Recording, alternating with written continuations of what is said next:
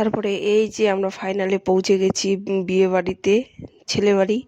তো আমরা প্যান্ডেলের মধ্যে দিয়ে এখন ভিতরে যাচ্ছি। তো চলো, আমি তোমাদেরকে প্যান্ডেলটা দেখানোর জন্য এরকম করে ভিডিও করছি। তো দেখো, প্যান্ডেলটা কিন্তু ভালোই সুন্দর হয়েছিল।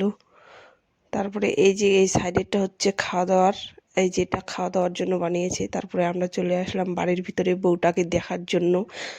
তারপরে এই যে আমি সব লোককে তুলে নিচ্ছি আস্তে আস্তে করে। তো এদের বাড়িতে ওই দিন আবার 2টা বিয়ে হয়েছিল, আমরা তো আবার জানি না, যাই দেখতেছি 2টা বউ একসাথে।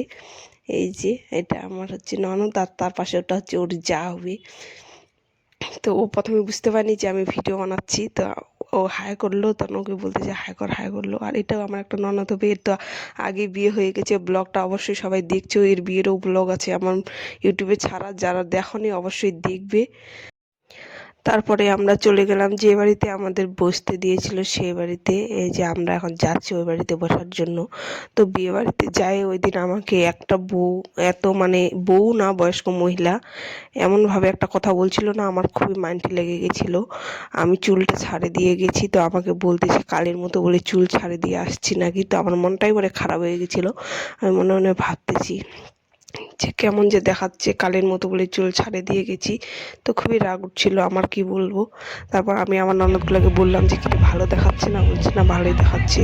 তখন আমি আর ওটা কথা তখন গায়ে না মেখে তখন আমি ওইরকম করেই বিন্দাস ঘুরতেছি। তো আমার বউটার উপরে খুব এখনও রাগ উঠে আছে, কি বলবো। আর ভিডিওটা এডিট করতেছি তো কথাটা মনে পড়ে গেল। তারপরে এইদিকে এই যে বসিয়ে দিয়েছে, এটা কেমন আমরা যে গিয়েছি আমাদেরকে পয়সা দিয়ে ওকে আশীর্বাদ দিতে হয়, ওটার জন্যই। তো এই যে দেখো আমরা কতগুলো লোক বউ ভাত খাওয়ার জন্য গেছি ওখানে।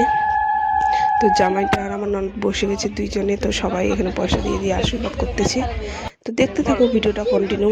কিছু তো বল, তো যেটা মনে আসে বল। তাহলে হাই কর এমনিতেই। হ্যালো বন্ধুরা, সবাই আমাকে দেখো।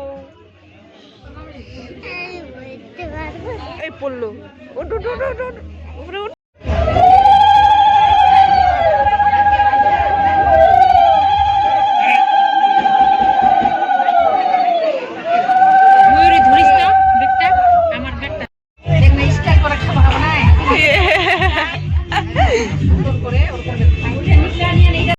এই যে আমরা টিফিন খাওয়া হয়ে গেছে, টিফিনটা তো তুলতে পারিনি। এই যে আমার পিসি শাশুড়ি আর আমার শাশুড়ি দুজনে মিলে চা খাচ্ছে, আমাদের সবারই হয়ে গেছে খাওয়া।